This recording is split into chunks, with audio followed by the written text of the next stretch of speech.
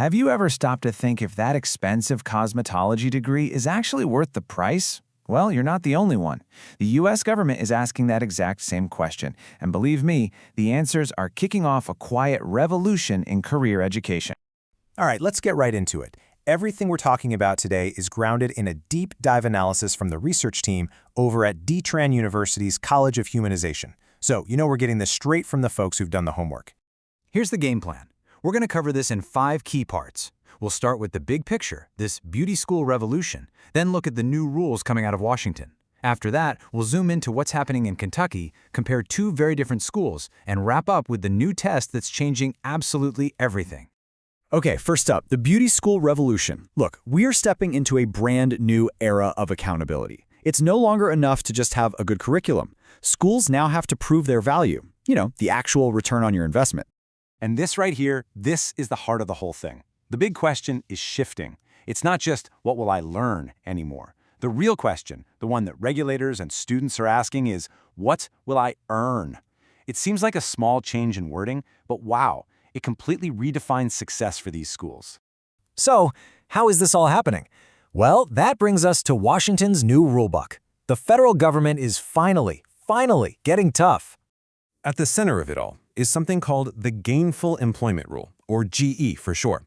It's a federal regulation with a really powerful, common-sense idea. If a career school, like most of these for-profit beauty academies, wants access to federal student aid, it has to actually prove that it's preparing students for a real job. The days of empty promises are numbered. So how do they prove it? It really comes down to 2 big tests. First up is the debt-to-earnings test. It's simple. Are your loan payments manageable? Your annual payments can't be more than 8% of what you make. Then there's the earnings premium test, which asks an even bigger question. Was it worth it? To pass, graduates have to make more money than a typical high school grad in their state. Okay, get ready for this number, because it's a shocker. Early data suggests that a staggering 98% of cosmetology programs would fail that new earnings premium test. Let me say that again, 98%. That just shows you what a massive shakeup this is going to be. And listen, this isn't just some temporary policy that could vanish with the next administration. No way. This is being written into law, which means these accountability measures are becoming a permanent fixture of the whole system. This new law is called the One Big Beautiful Bill Act of 2025, and this table breaks it down perfectly. First, it sets up STATS, a new system for total transparency on costs. Second, it makes that earnings accountability official. Fail the test, and you lose access to federal loans. But it also creates something called workforce Pell Grants to help fund shorter programs that actually get people good jobs. Now, of course, this didn't happen without a fight. There were lawsuits. And yeah, the industry managed to block one specific part of the rules about how long programs have to be. But here's the most important part. In a different case, the courts upheld the core gainful employment rule. They said that judging schools based on their students' debt and earnings is totally rational. So the main idea of accountability, it's here to stay. All right, so let's zoom in a bit.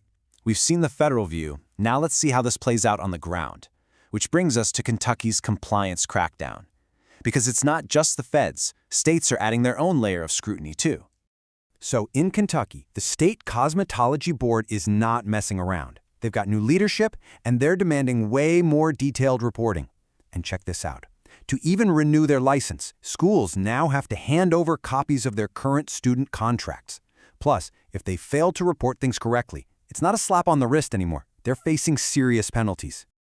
And don't just take my word for it. Here it is, straight from a memo from the Kentucky board itself. They're doing this to make sure schools aren't using outdated records and that the deals they're offering students actually line up with the new rules. It's all about making sure everyone is playing fair. So all this policy talk, what does it actually mean for schools and students? That brings us to Section 4, 2 schools, 2 fates. Let's look at the real-world impact. You've basically got 2 competing models in this new world.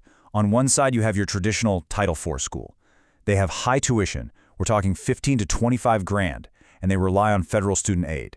Under these new rules, they're at super high risk. But on the other side, you have schools that don't take federal aid. Their tuition is way lower, students can get through debt-free, and all of a sudden, they've got a huge advantage. And this chart, wow, it says it all, doesn't it? The average tuition for one of those schools that relies on federal aid is about $20,000. For the low-cost, debt-free model, $7,000. For a student, that difference is absolutely life-changing. But here's the twist. Even if a school decides to ditch federal money, they can't just hide. Because of data sharing agreements between states, pretty much all schools are getting pulled into this new national push for transparency. There's really nowhere to hide. Okay, let's bring it all home with our last section, the new value test. This is about the nitty-gritty, the actual deadlines and data that schools have to deal with if they want to survive. And this timeline just shows how fast this is all moving. July 2025, Kentucky schools have to submit their contracts. By September, the first federal data reports are due. A year later, July 2026, the whole new federal law is in full swing. For these schools, the clock is ticking, and it's ticking fast. The crown jewel of this whole new system is stats, the student tuition and transparency system. The absolute best way to think about it is like a nutritional label on a box of cereal, but for your education. Before you sign up, you get to see clear, easy-to-read data on costs, debt levels, and what graduates really earn. It's a game changer. In what kind of data are we talking about? Oh, it's the real deal. Stats will show everything from the exact day a student enrolled, to how much they borrowed in private loans, to what scholarships they got. It's all designed to give a true picture of the actual cost and how long it really takes to graduate. This is radical transparency. So, if you remember one thing from all of this, let it be this.